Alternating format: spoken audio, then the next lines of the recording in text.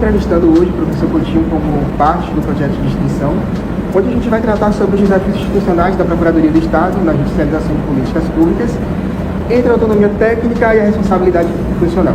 Professor, primeiramente é um prazer entrevistar o senhor. E a gente queria começar esse primeiro bloco entendendo um pouco da função institucional da PGE. Para começar, como o senhor vê o papel da Procuradoria-Geral do Estado, especialmente na interface entre a assessoria consulativa e a defesa do Estado? Primeiramente, a gente tem que entender que a função da Procuradoria-Geral da Advocacia Pública ela é constitucional. É dividida a advocacia pública na defesa dos interesses da administração pública, seja ela federal, seja ela estadual, municipal, distrital. A importância da Procuradoria é defesa dos interesses da administração. É óbvio que a defesa da administração, a defesa dos interesses, dos bens da administração é extremamente importante. Porque, por exemplo, se tiver uma penhora de um hospital, pode não, porque não pode afetar esse bem público. Então, se fosse desapropriar ou ceder aquele hospital para que fosse para cumprir o interesse patrimonial de um particular, você estaria não ferindo uma pessoa, estaria ferindo a coletividade. Lembre-se que a administração pública ela tem um interesse público em relação ao interesse privado. Logo, é necessário a administração judicial e jurídica de uma Procuradoria-Geral, no caso de uma PGE, Procuradoria-Geral do Estado. Por quê? Primeiramente, a administração é grande. Tem a administração na parte fiscal, da saúde, da educação, dentre outros, e tem várias atividades administrativas além de cada secretaria. Então, para tomar uma medida, para ter uma distribuição de determinado valor ou determinado ramo de atuação de política pública, perpassa por um procurador para que ele possa emitir o parecer. Vai ter uma aposentadoria ou determinada modificação de lei estadual, passa pelo crivo da Procuradoria para que emita o parecer sobre aquela matéria jurídica, para que o administrador, o gestor que esteja à frente, ele possa ver a via da legalidade. Lembre que a administração ela tem que ser regida pela legalidade, em que pese ela possa anular seus próprios atos em caso de ilegalidade ou abuso de poder ou desvio de finalidade. Analisando isso, de que forma o senhor acredita que a atuação consulativa e a contenciosa da PGE vai se articular no dia a dia? Ela é articulada todo dia a dia. Eu só quero que vocês imaginem o seguinte: imagine o estado da Bahia, com a quantidade de municípios que tem, as relações jurídicas que ela tem com dívidas, com contratos, com pagamento de pessoal, servidor público, concurso público, a quantidade de demandas que uma PGE deve ter. Imagine a Advocacia Geral da União. Então, a contenciosa ela deve estar internamente ligada com a administrativa, né? Em que, muitas das vezes, para evitar demandas judiciais, então o gestor vai cuidar de determinado plano educacional, uma política pública, perpassa pela PGE? Sim, pela PGE na parte administrativa, de emissão de parecer no campo interno. Para evitar o quê? Porque o gestor ande dentro da legalidade, a PGE geralmente faz recomendações, né?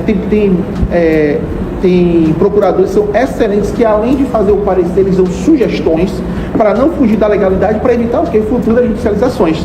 Por isso que é uma interligação, todas as procuradorias, elas têm essa interligação entre o contencioso e o preventivo e no âmbito administrativo. Porque o administrativo, eles fazem consultoria jurídica do determinado gestor de determinada área. Por exemplo, aqui na Bahia tem o Desenho Bahia, vocês já ouviram falar, né?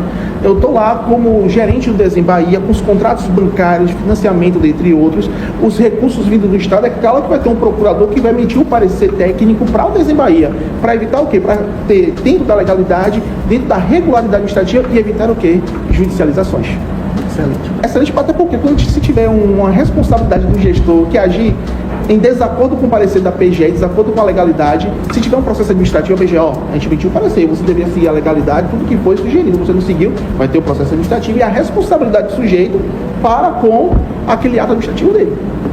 Se tratando sobre a judicialização e a sobrecarga institucional, a gente percebe que nos últimos anos houve um aumento significativo da judicialização em áreas como saúde, educação e transporte. Como o senhor analisa o impacto desse fenômeno sobre a estrutura funcional da PGE e, em sua opinião, se essa judicialização reflete, em geral, nas falhas de implementação de políticas públicas ou resulta de outros fatores como a busca de direito pela via judicial? Isso, existem várias vias para explicar sobre isso, mas vou tentar resumir todas. Primeiro, judicialização a nível contra a administração pública, ela sempre será gigante, porque a quantidade de demanda será enorme. Você pode estar numa obra estadual e você torcer seu pé e você judicializar para o Estado. Você pode ser exonerado dos demais por causa de um processo administrativo ilegal. Isso vai demandar. O contrato que o Estado fez em face de uma prestadora de serviço para prestar os alimentos, ali fazer a merenda escolar. Outra coisa também que pode acontecer. Então ela é inevitável. Ela é inevitável.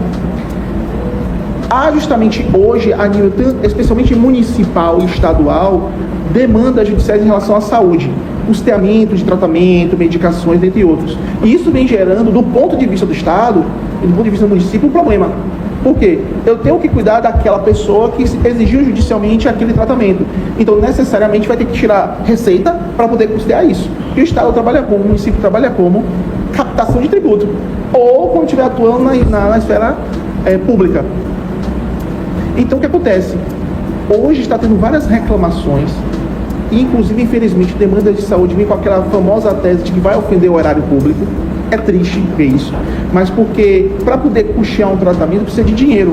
Vai deixar de custear? Não, porque vai ter morte da pessoa e o Estado vai ser responsabilizado maior ainda. Então, mas está tendo diagnósticos fiscais de que os estados e os municípios estão sufocados pela quantidade de demandas, que eles não conseguem atender as demandas mínimas de políticas públicas. É um caso que, para se resolver, é um grande problema. Não vai deixar de atuar na questão de saúde, porque é o direito à vida. Mas, por outro lado, a questão fiscal, porque da mesma forma que a gente fica apertado para o nosso orçamento, da mesma forma vai ficar a administração. Não estou nem apoiando a administração em não conceder, em ter que cumprir decisões, mas também tem que ver também a questão do orçamento, que são duas coisas que são complicadas. Também. A gente está chegando ao final da nossa entrevista para tratar sobre as questões na verdade, perspectivas futuras. Na avaliação do senhor, quais seriam os principais desafios institucionais que a Procuradoria enfrentará nos próximos anos?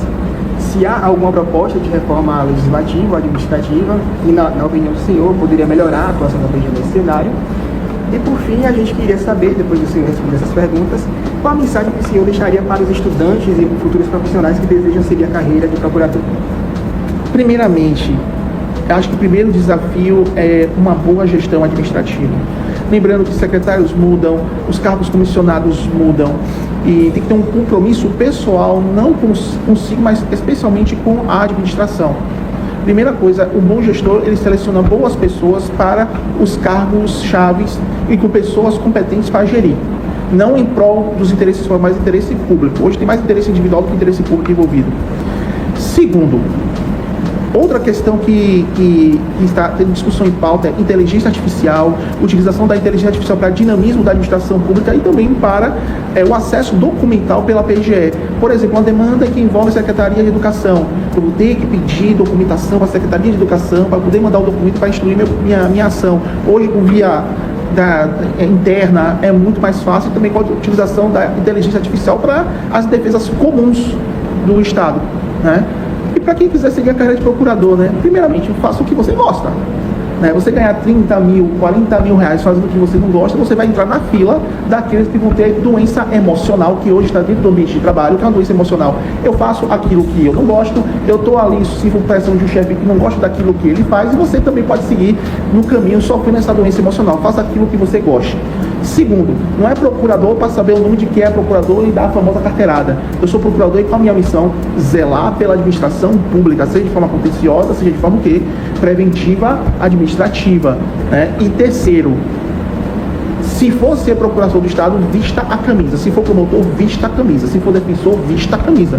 Porque se você for mau procurador, se você for mau defensor, se você for mau promotor, você não está ofendendo somente a si mesmo, está ofendendo ali a questão pública e a questão social também ali envolvida. Você tem que gostar mesmo.